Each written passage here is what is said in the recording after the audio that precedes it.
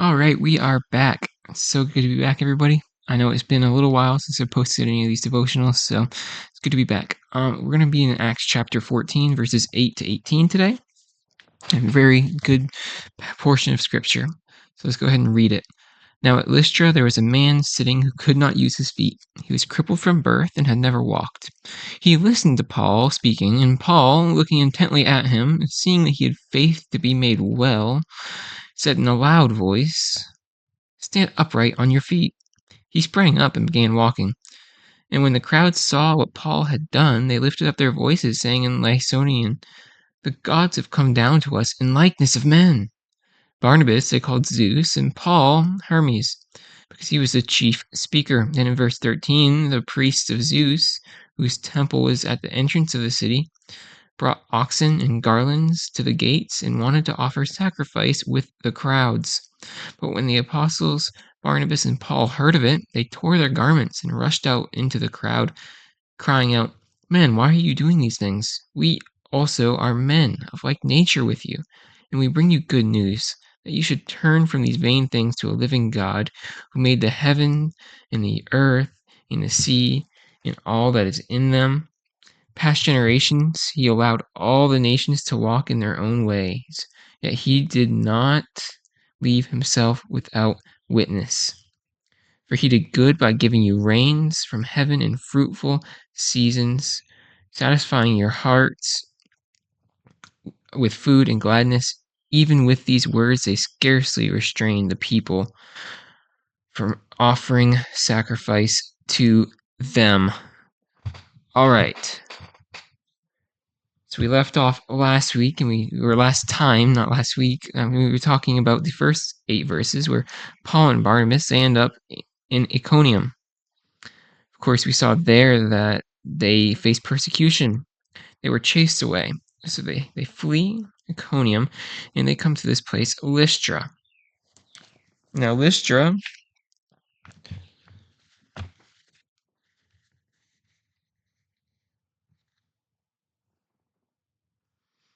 so they come to Lystra. And it says, "Now at Lystra there was a man sitting who could not use his feet. He was crippled from birth and had never walked." The Bible 3 times tells us that this man can't walk. 3 different ways in one verse. He is sitting who could not use his feet. He was crippled from birth, and he had never walked. That is pretty much saying the same thing 3 times, trying to get emphasis. This guy cannot walk. He's never been able to walk. And if it was up to just what this world is, he would never walk if it was up to the worldly doctors and physicians. But he's about to come, well, face to face with the real physician, the physician who saves our souls, as Jesus. Of course, it wouldn't be Jesus personally doing this, but it would be his disciples, and through the whole power of the Spirit, we're seeing. Okay, so here they are, and then they are standing and can't walk. If you guys remember back in chapter 3, Peter and John heal a man lame from birth. You remember that people were amazed, and John and Peter get brought to the Sanhedrin because they use that opportunity to share the gospel. You guys crucified the Christ. You crucified the one who came to save you, and you put him on a cross, and you hung him. And remember, they perceived that they were uneducated common men, right? And they were like blown away. What is going on? So this man's been crippled from birth, and he listened to Paul speaking. Paul looking intently at him, seeing he had faith to be made well. So Paul looks at him, and somehow God has given Paul the ability to kind of discern some spiritual things. So Paul looks at this man, and he sees he is looking intently at him. He wants to hear what I'm having to say. He's actually paying attention. Unlike the guy in Acts chapter 3 who was just saying, "Hey, can you guys give me something?" This man clearly wanted to know what Paul was saying, and he listened intently. This word intently is atenizo in Greek. The Bible uses this word 3 times. It means to look intently at or stare at. All 3 times it was used, it was about Paul. Back in 13:9, and then we'll see it in 23:1. So looking intently.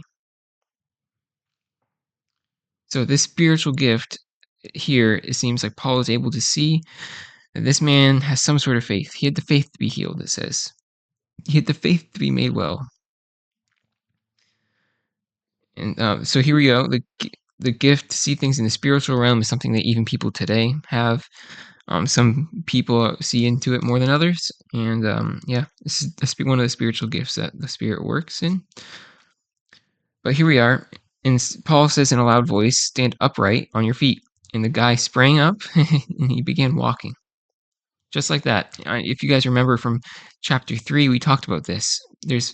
When you're crippled for life, you have muscle atrophy, where your muscles they shrink, and to the point that there's nothing. If he had never walked in the however long he's been alive, his muscles would be not there. They're basically non-existent. His brain can't send signals to his legs to move. His legs haven't moved, so that means the muscles die off. So not only is this miracle getting the brain signals to move the leg, but the legs need the strength to walk. It would take years of rehab for this man to walk again if he had been lame from birth. Years of rehab. Physical therapy. Going through just really slow, painful process. But with God, his healing is instant. He heals fully in instant. I think it's such a cool testimony to our Lord. So he stands up and he begins walking, and the crowd saw that Paul had done, and they lifted up their voices, and they speak in their native language, Lycaonian. The gods, they have come down to us in the likeness of men. So, real quick, some of the reason they might be thinking this is there was like a myth, like a fairy tale, so to speak, of these two gods were going to come visit them. They're in Lystra. There was, of course, Zeus and Hermes were going to come visit them, and they had this belief that they were going to come. And when these two men come and they heal this man, their instinct is to think back to that little myth or fairy tale or however you want to call it, and think back to that and be like, that's supposed to happen. These are the guys. These are the gods. They're here, guys. But Paul doesn't know what's going on right now, and neither does Barnabas. Remember, these guys probably don't speak this language at all. So they're up here speaking. Paul heals them, and all of a sudden the crowds see this, and they start saying in their own language, the gods are here. The gods are here. Paul and Barnabas probably looking around like, what's going on? And it says that they were calling Barnabas Zeus and Paul Hermes because he was the chief speaker. Again, two mythological gods from Greek history. Zeus would be like the god of all gods, the king of the gods, whatever you want to call it. And Hermes is like the priest of Zeus to some degree. Oh, wait. And Hermes is the messenger of the gods. So that's why he would be the chief speaker. And that's why they say Paul's Hermes. And anyway. So we find out that Paul, again, no idea what's going on. But in the next verse, the priest of Zeus, whose temple was at the last entrance of the city, brought oxen and garlands to the gate and wanted to offer sacrifice with the crowds. So you can imagine, Paul and Barnabas are standing up here, wondering what is happening? What on earth is going on? And eventually, this guy comes, and he's this priest, and he's bringing stuff for sacrifices. And they see this, and all of a sudden, they realize, oh no, they want to sacrifice to us. I think that's exactly when they realize, because this is the next verse. And when the apostles Barnabas and Paul heard of it, they tore their garments. They rushed out into the crowd. Remember, tearing the garments would be a way to show just absolute sadness and just showing, no, guys, stop it, no. Just a way of saying, just no. Like, you're sad. This is a way to show that. They tear their cloaks. And they rush out and they cry out, men, why are you doing these things? We are also men of like nature with you, and we bring you good news that you should turn from the things like this. It says, to the living God, who made heaven and earth and the sea and all that is in them. Guys, you're missing it. I'm not here to put myself on a pedestal. I'm a man just like you guys. Guys, I'm telling you, turn away from these things. Stop worshiping men. Stop worshiping false gods. Look to God who created everything. He's a living God. Turn to Him. Turn from these vain things. They don't matter. Guys, stop it. That's what Paul's saying here. Guys, turn away. Stop looking to these old things. We're humans just like you. Don't sacrifice to us. There's a God up in heaven. Sacrifice to Him. He's worthy. It says, in past generations he allowed all nations to walk in their own ways, yet he did not leave himself without witness. For he did good by giving you rains from heaven and fruitful seasons and satisfying your hearts with food and gladness. So Paul's saying, hey, look, God has shown himself to you, even when you weren't his chosen people. Right? In the Old Testament, all the Gentiles were cast off. But God's like, God didn't not show you who he was. He left you with witness. He gave you rains from heaven. When it rained, that's from God. When these things happen, fruitful seasons or satisfying your hearts with food and gladness, these things are all evidence of God. Guys, it's not like God's left you to just not know who God is. It's everywhere. Us being alive is proof that there's a God. Everything we see outside is proof of there being a God. And that's what Paul's saying.